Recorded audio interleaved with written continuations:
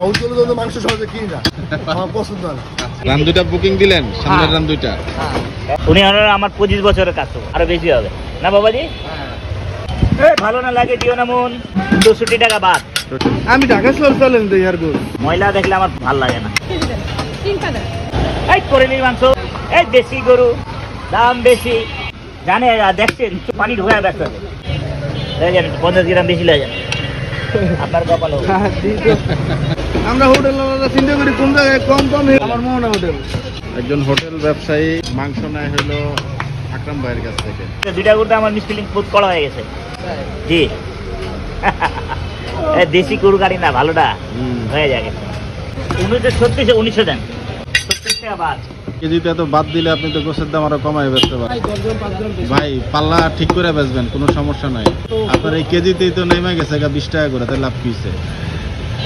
কথা বরাবরই হয়ে যায়। আমাদের বাসা পড়াশোনা আমি পছন্দ করি না, ওরা চর্বি বেশি দেয় তো। আমি রিক্সা বাড়ি দেবো আসতো আমার তো। গোছের দাম এখনো 800 টাকা কেজি। আমার মনে হয় এটা সামনে উনি আরো কমায় নিয়ে আসবে। সবচেয়ে মেন কথা কি দাদা, 2 থেকে 20 হোক, যাই হোক জিনিস ভালো, জিনিস ভালো। কারণ আপনি আমার 1 কেজি মাংস দিচ্ছেন, হাফ কেজি দিচ্ছেন তেল, খাইতে পারেন ওই টাকাতে কি রকম 600 টাকা দিলে লাভ কি? তাহলে বাসার সামনে দোকান দিয়ে আমি ঘুরে আসি কেন? আর এদিকে আসা হয় না। তাহলে দিয়া দাও, তাই বেশি হবে না। না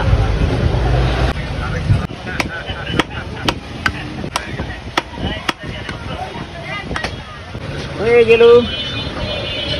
কাটলে তো বেকার হয়ে যাবে, বুঝেন না? বেকার 50 গ্রাম বাড়তি দেওয়া দরকার নেই, ছোটো আটি দেন। ছোটো আটি দেন, দলের জন্যই তো দিচ্ছে। খাওয়ার মতো হলে ভালো হলে। পরিষ্কার পরিচ্ছন্ন, পরিষ্কার পরিচ্ছন্ন, চর্বি ছাড়া, হাড্ডি হাড্ডি ছাড়া। ছাড়া। এই কারেলি কারেলি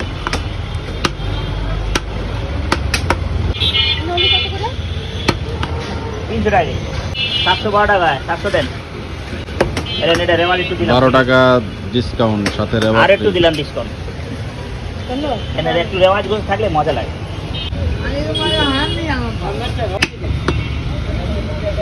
ধান কিছু কিছু হারাম করে এরকম আছে না ভাই, আল্লাহ তাআলা তাকে দিতেছে, টাকার এত পাগল হয়ে যায় कि হারাম হালাম হারাম বুঝে খায়, দুনিয়া সালা জাহান্নাম बन जाएगा।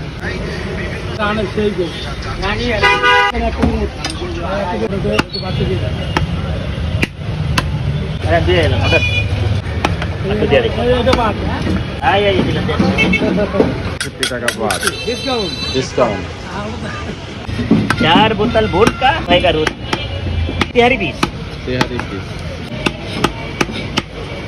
কোনো পানি নেই। তো নিতেছি প্রায় 10 বছর। দাম যদি 10 টাকা বেশি নিলেও খুব ভালো। 10 টাকা বেশি নেয়। হোটেল কোন জায়গায়? ওই যে মোহনা হোটেল। হ্যাঁ, মোহনা হোটেল দেখা যায়। আমি দোকানদার হিসেবে আমি ঢাকা শহর পুরো চলেন দিলাম। বরকত হালালে বরকত।